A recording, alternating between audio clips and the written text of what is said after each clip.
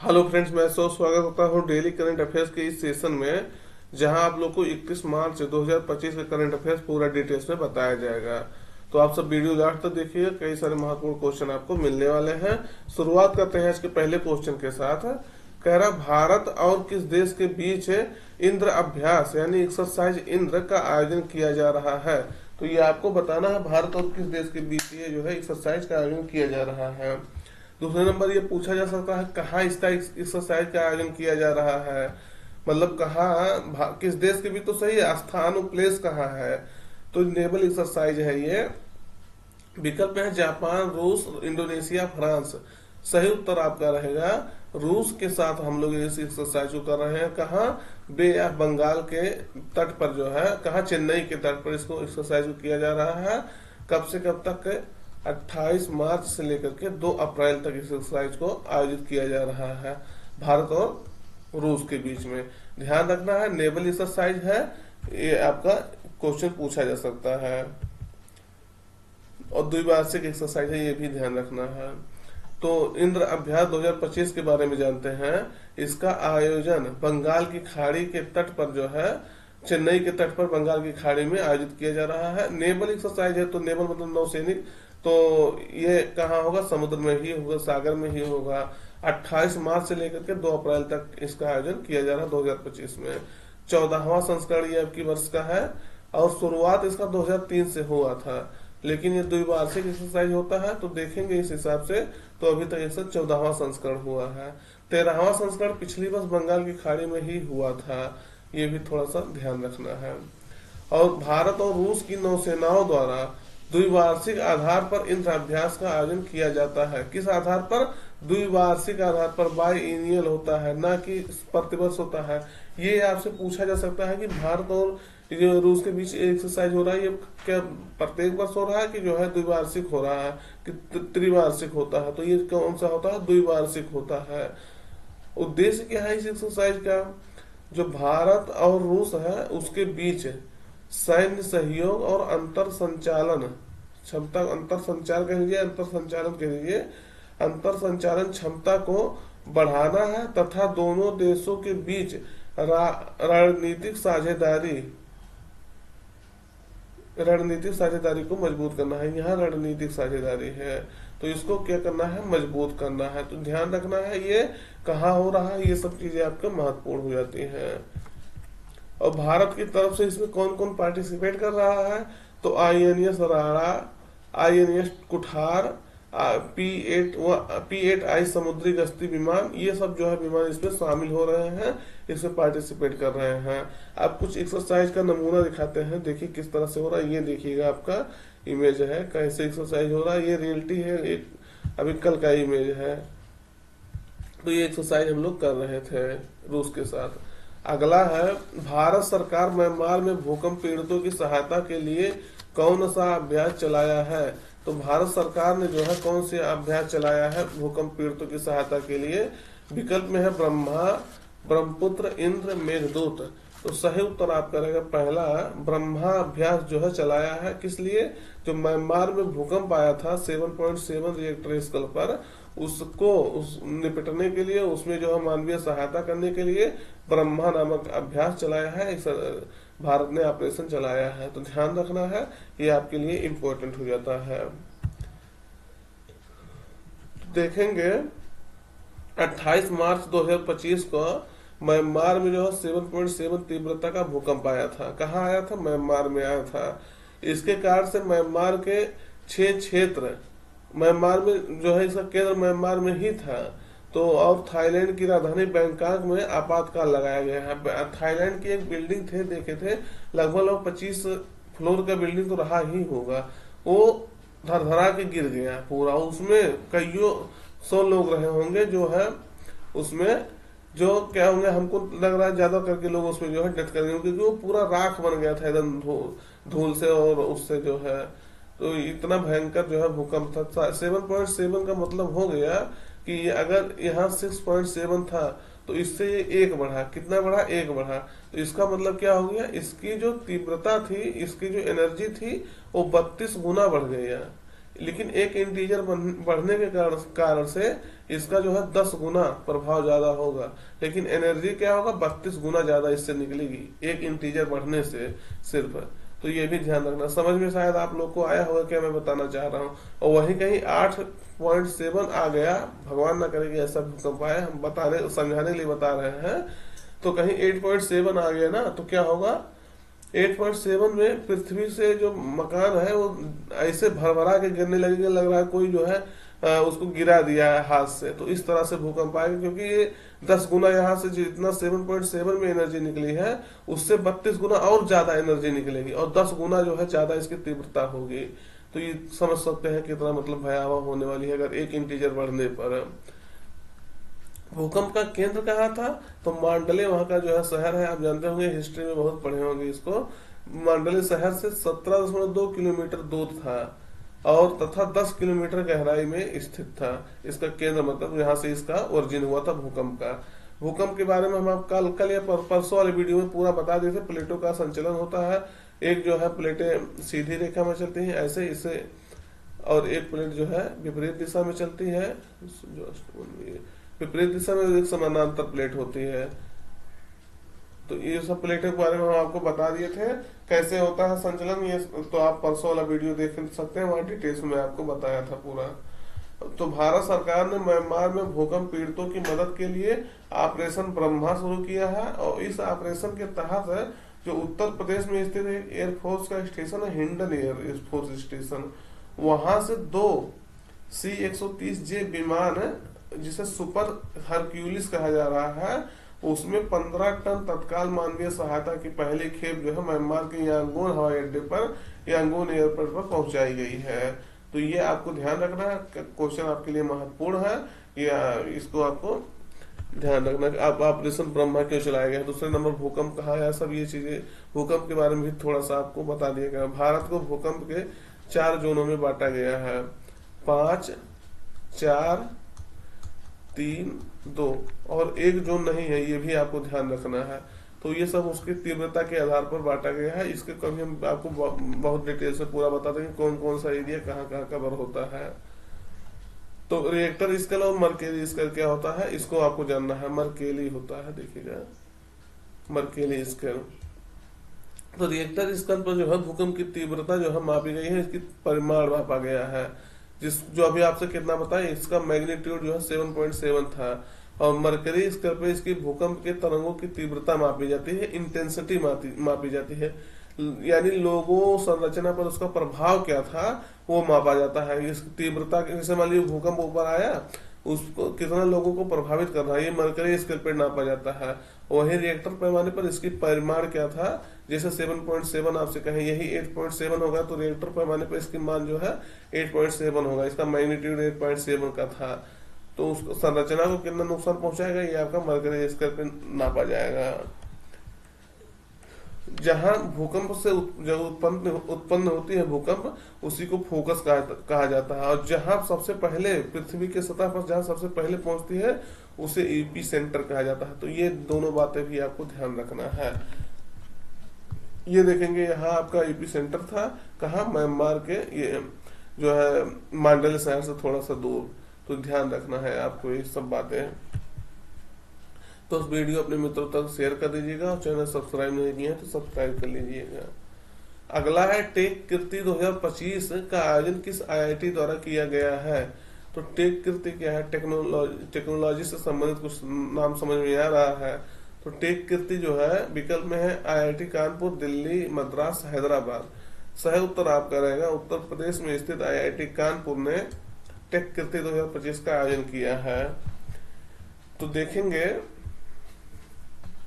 Take कीर्ति 2025 का आयोजन IIT Kanpur में किया गया। कहा, आईआईटी कानपुर में। और यह एक टेक्निकल फेस्टिवल है, नाम से पता चला ना टेक्निकल, यानी जैसे जब मेला लगता है तो वहाँ कोई वैसे चीज मिलता है नॉर्मल, जैसे मान लीजिए किसी चीज का मेला लगा, एक स्पेशल पशु का मेला लगा तो वहाँ पशु मिलते हैं। तो यहाँ टेक्निकल फेस्टिवल है, टेक्निकल चीजें दिखाई जाती हैं, टेक्निकल चीजों को कैसे बढ़ावा दिया जा सकता है, इस सब पे कार्य होता है। जस्ट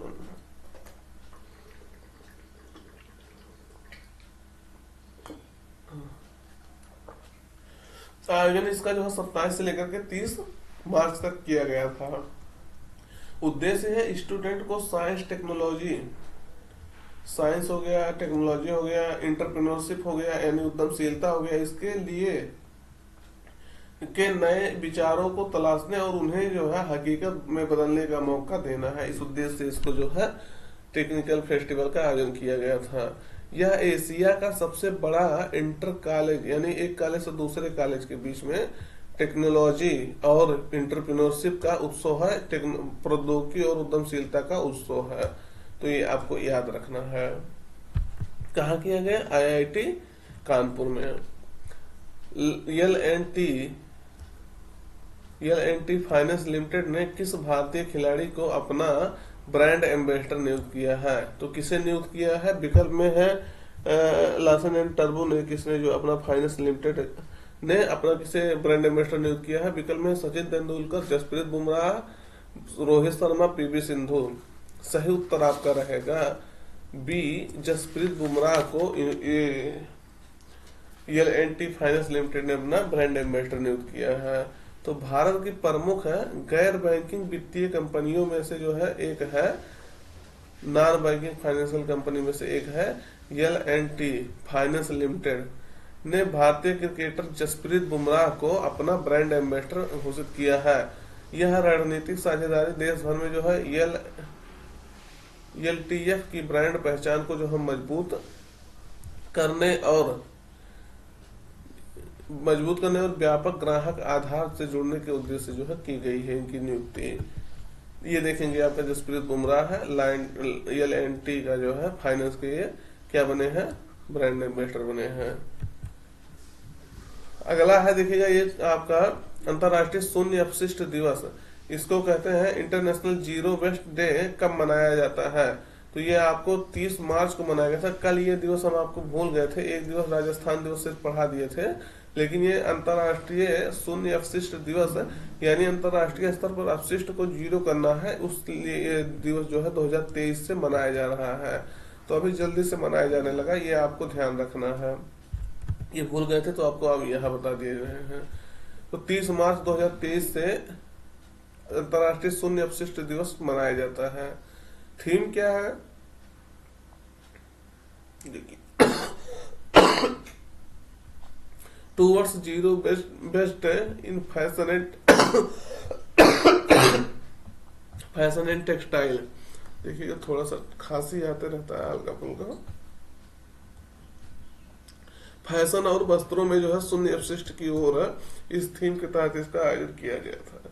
यानी जो फैशन चल रहा है आजकल, फैशन मतलब वस्त्र से संबंधित जो फैशन चीजें होती हैं, और वस्त्रों में शून्य अपशिष्ट की ओर, इसको जो है शून्य अपशिष्ट की ओर लेके जाना है। अगला है 34वें सरस्वती सम्मान से किसे सम्मानित किया गया है? तो ये आपको बताना है ये 34वां सरस्वती सम्मान से किसे सम्मानित किया गया है। विकल्प में साधु भद्रेश दास, महेश यादव, विनोद कुमार शुक्ला, प्रभा वर्मा। सही उत्तर पहला रहेगा, साधु भद्रेश दास को जो है 34वें सरस्वती अवार्ड से सम्मानित किया गया है। तो इसके बारे में देख लेते हैं। 34वां सरस्वती सम्मान प्रसिद्ध संस्कृत विद्वान है महामहोपाध्याय साधु भद्रेश दास। नाम देखने कितना बड़ा है कि उनकी पुस्तक है स्वामी नारायण सिद्धांत सुधा के लिए दिया गया है। पुस्तक का नाम भी आपको याद रखना जो संस्कृत में है, स्वामी नारायण सिद्धांत सुधा। यह पुरस्कार जो है एक वार्षिक पुरस्कार है जो पिछले 10 वर्षों में प्रकाशित उत्कृष्ट साहित्यिक कृति के लिए दिया जाता है। कौन देता है?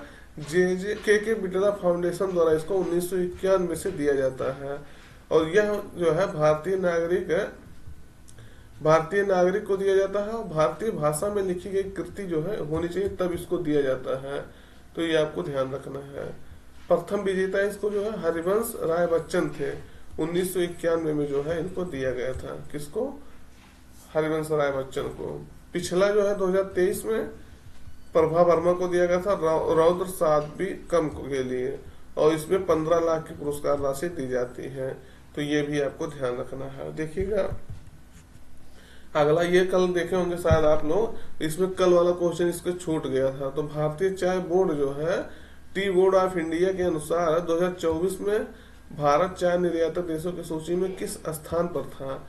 तो किस स्थान पर था विकल्प में है आपके, देख लीजिएगा। वैसे ये सेकंड प्लेस पे था, दूसरे स्थान पे था। तो इसके बारे में कल बताना चाह रहा था लेकिन वीडियो टर्मिनेट हो गया था तो हो नहीं पाया था, लेकिन अब इसको छोड़ना भी सही नहीं क्योंकि इम्पोर्टेंट क्वेश्चन है। तो भारतीय चाय बोर्ड के डाटा के अनुसार 2024 में भारत श्रीलंका को जो है पीछे छोड़कर चाय निर्यातक देशों की सूची में दूसरा स्थान हासिल किया है। पहले स्थान पे केन्या है। तो भारत ने 2024 में 254 मिलियन किलोग्राम चाय का जो है निर्यात किया है। कितना? 254। और केन्या वही इसका दोगुना लगभग जो है 500 मिलियन किलोग्राम का निर्यात किया है। भारत 2030 तक 300 मिलियन किलोग्राम चाय निर्यात का क्या कहा लक्ष्य रखा है, ये भी आपको ध्यान रखना है। भारत प्रत्येक वर्ष लगभग जो है 1400 मिलियन किलोग्राम चाय का उत्पादन करता है। देखिएगा कितना है, अगर इसमें से 1400 किलोग्राम है, इसमें से 400 किलोग्राम हम लोग खा लेते हैं, सॉरी इसका कंज्यूम कर लेते हैं, उपभोग कर लेते हैं, तब भी हमारे पास कितना बचता? 1000 किलोग्राम। तो इनसे हम दोगुना होते हैं निर्यात करने में, लेकिन हम लोग 1400 मिलियन किलोग्राम का उत्पादन कर रहे हैं लेकिन खा पी के बराबर कर दे रहे हैं। बच कितना रहा? 254 मिलियन किलोग्राम निर्यात करने के लिए। तो ये आपको ध्यान रखना है, लेकिन ज्यादातर खुद ही हम लोग उपभोग कर लेते हैं। अब भारतीय चाय बोर्ड यानी टी बोर्ड ऑफ इंडिया इसको जो है रिलीज किया है, तो इसके बारे में जानते हैं। ये 1954 में स्थापित किया गया था एक्ट ला करके। कोलकाता, पश्चिम बंगाल के कोलकाता में इसका हेडक्वार्टर है। जानना जरूरी है क्योंकि डायरेक्ट आपसे क्वेश्चन पूछा जा चुका है और पूछा जाएगा भविष्य में, क्योंकि कॉफी बोर्ड का मुख्यालय पूछा जा पिछली बार पूछा गया था, तो इसका मुख्यालय आपसे पूछा जा सकता है। कहाँ है? कोलकाता में है। चाय को बढ़ाने के लिए जो है, चाय की फसल को बढ़ाने के लिए, चाय के जो है प्रजातियों को कैसे अच्छी अच्छी प्रजातियां उपजाई जा सके उसके लिए ये कार्य करता है। अगला है नाग एंटी टैंक मिसाइल सिस्टम का किस संगठन द्वारा विकसित किया गया है? तो ये आपको बताना है किस संगठन द्वारा विकसित किया गया है। सही उत्तर आपका रहेगा DRDO ने इसको विकसित किया है। तो रक्षा अनुसंधान एवं विकास संगठन ने इसको विकसित किया है। रक्षा मंत्रालय ने नाग एंटी टैंक मिसाइल सिस्टम और हल्के वाहनों के लिए जो है 2500 करोड़ के अनुबंध पर हस्ताक्षर किए हैं। इसका नाग एंटी टैंक मिसाइल सिस्टम का नाम है नामिक, NAMIS, नामिस। तो नामिस को जो है रक्षा अनुसंधान और विकास प्रयोगशाला द्वारा विकसित किया गया है। यह तीसरी पीढ़ी की फायर एंड फॉरगेट मिसाइल है। इसका मतलब क्या होता है? Fire and forget missile. तो यह जो है इमेजिंग इंफ्रारेड सीकर का उपयोग करके लक्ष्य को जो है लॉक हो जाती है, लक्ष्य पर लॉक हो जाती है। इसका मतलब समझ रहे हैं? जैसे मान लीजिए किसी को टारगेट करके आप इस मिसाइल को छोड़ दिए कि इनको जो है मारना है। मान लीजिए कोई ट्रेन जा रही है, या कोई मान लीजिए ट्रेन नहीं हेलीकॉप्टर मानते हैं, कोई हेलीकॉप्टर जा रही है, उसको टारगेट करके इसको छोड़ दिया, तो ये चाहे जहां हेलीकॉप्टर जा रहा है उसको पीछा करते हुए इसको मारेगी। तो उसी को कहते हैं फायर एंड फॉरगेट। मतलब एक बार इसको छोड़े तो उसको भूल जाइए कि अब कहाँ जा रहा कहाँ नहीं, वो अपना निशाना साध लेगा। तो वही है कि इंफ्रारेड सीकर का उपयोग करके जो है लक्ष्य तक जो है लॉक हो जाती है, मतलब उसी लक्ष्य पे लॉक हो जाएगी और उसको कहीं इधर उधर नहीं होगा। यह भारी बख्तरबंद टैंकों को नष्ट कर सकता है, जिसमें जो है कंपोजिट और रिएक्टिव कवच वाले जो है बैंक भी शामिल हैं। तो इसको भी ध्यान रखना है।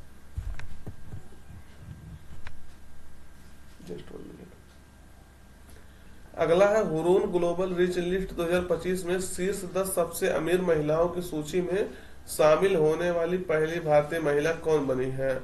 तो कौन बनी है? सही उत्तर आपका रहेगा रोशनी नादर इसमें बनी है। तो इसका डिटेल्स देखते हैं। तो Roshni Nadar Hurun global rich list 2025 के बारे में जानते हैं। इसको हुरून रिसर्च इंस्टीट्यूट द्वारा जो है जारी किया गया है। इसके अनुसार जो है HCL टेक्नोलॉजी की फाउंडर जो है और चेयरपर्सन रोशनी नादर सबसे अमीर महिलाओं की सूची में जो है शामिल होने वाली पहली भारतीय महिला बनी है। इनकी ओवरऑल रैंकिंग क्या है? 5वीं रैंक है, यानी महिलाओं की श्रेणी में 5वीं सबसे अमीर महिला है पूरे विश्व में। कौन? रोशनी नादर, जो HCL टेक्नोलॉजी की फाउंडर और चेयरपर्सन है। यह जो है भारत की सबसे अमीर महिला और भारत की तीसरी सबसे अमीर व्यक्ति बन गई हैं। महिलाओं में सबसे अमीर, लेकिन पुरुषों में तीसरी सबसे अमीर व्यक्ति। इनकी कुल संपत्ति 3.5 लाख करोड़ रुपए है। सॉरी, ये है, हाँ यही होगा, 3.5 लाख करोड़। और शीर्ष स्थान देखेंगे तो एलिस वाल्टन है, यूएसए के महिला है। ये 102 बिलियन अमेरिकी डॉलर है, ये पहले स्थान पे है महिलाओं में। और फ्रेंकोइस बेटन है, कोर्ट है मायर्स, ये फ्रांस के हैं। ये 67 मिलियन जो है अमेरिकी डॉलर इनके पास संपत्ति है। तो ये आपको ध्यान रखना है। ये आपके हैं रोशनी नादर, इसको ध्यान रखना है।